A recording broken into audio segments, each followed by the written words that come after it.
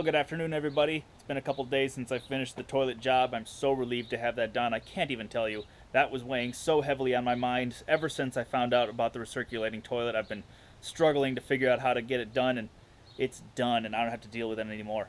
But we're here today because tomorrow we're getting new floors put in.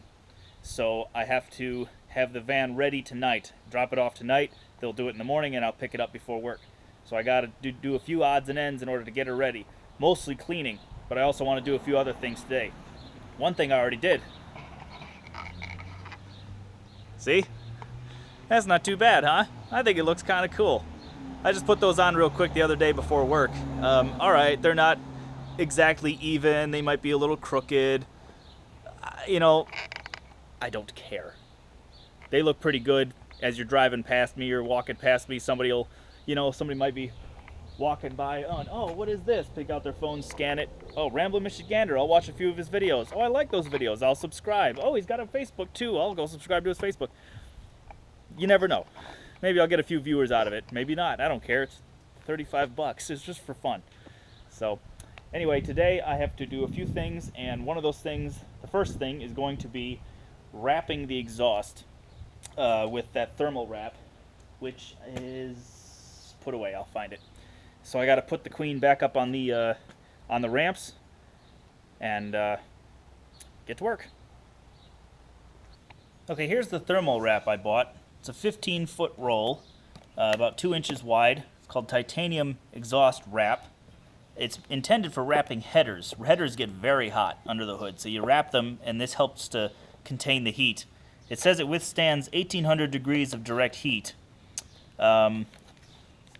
So I'm hoping that this will work well enough to protect all the plastic and rubber and stuff that's sitting around the exhaust. You use these locking ties to hold it to the exhaust pipe. So yeah, shouldn't be that hard.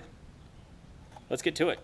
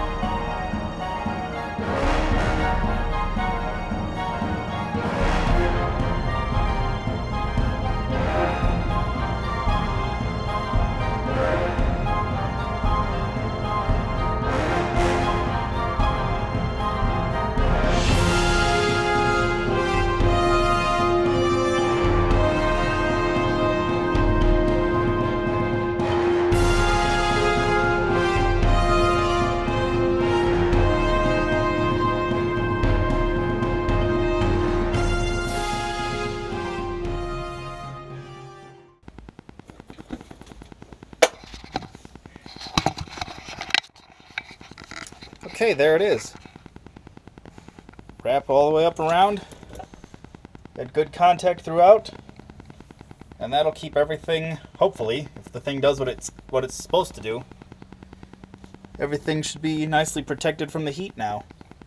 The thing does say that it will smoke for the first First couple times it gets heated up, but eventually it'll sort of sear itself to the pipe. And yeah, let's hope it works. The only other thing I have to do under here is install strapping to support all these pipes, because all the bumps in the road and everything, you don't want these coming loose. So I'm gonna just do that real quick. Okay, got the straps on. I only needed this one for the black water tank. This one's pretty much held at either end, so I just wanted this one in the middle for a little added support. And then I got that one there for this pipe, and then 2 more over there. I wanted one on this pipe back here. Damn it. This one back here. But I couldn't get my drill in. So I put this one here instead, and you got that one there. So that should at least hold the pipes in place, at least keep them from falling down. And yeah, should be good.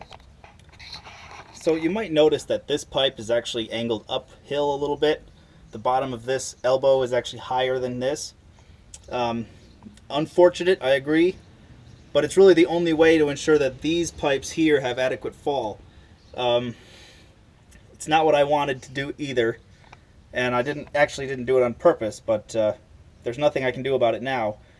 So, but as long as this elbow is lower than the bottom of the shower, which it is, the shower will still drain just fine.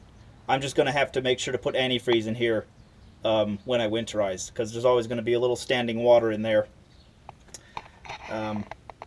Minor inconvenience for the overall improved functionality. Okay, it's kind of starting to rain again, so I'm trying to get some stuff done before it gets too heavy.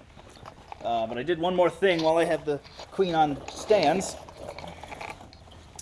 I installed this. It's a sewer hose holder. I basically just used the same strapping I did for the pipes, and then put a bolt through to keep it from moving side to side. I actually played around with this for a while, trying to decide where to mount it. At first I was going to mount it on the running board, but then decided that was kind of ugly. Then I was going to mount it on the top bumper, but it didn't quite fit between the body and the spare tire holder.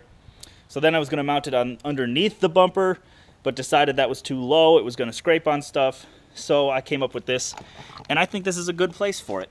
You just take off this thing and the hose is right in there. Just like that. Yeah, I like that. It's a little bit loose, but it's not going anywhere. This is actually where the spare tire originally was mounted. You can see the old mechanism for cranking it up and down. It got bent. And I think they originally also had a spare carrier under here.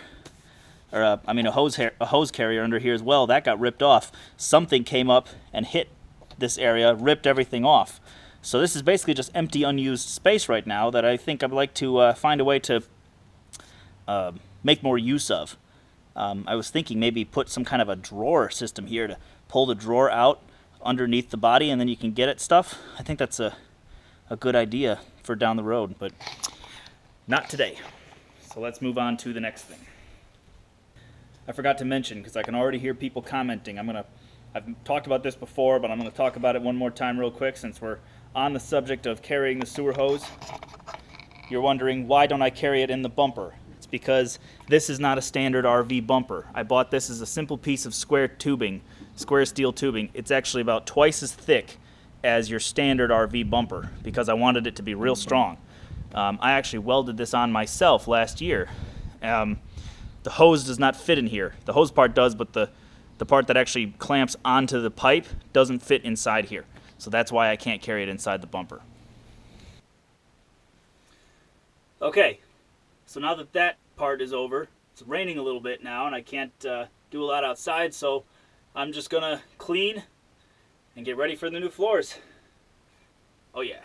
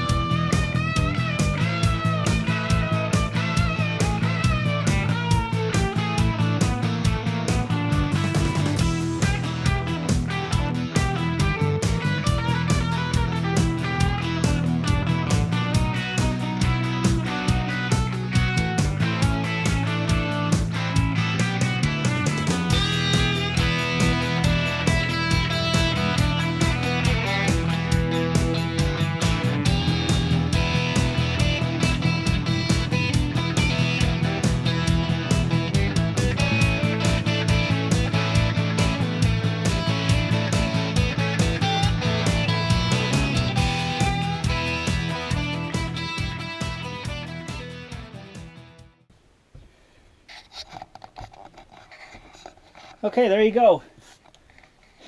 It's not clean, but it is clean enough to get the new floors in.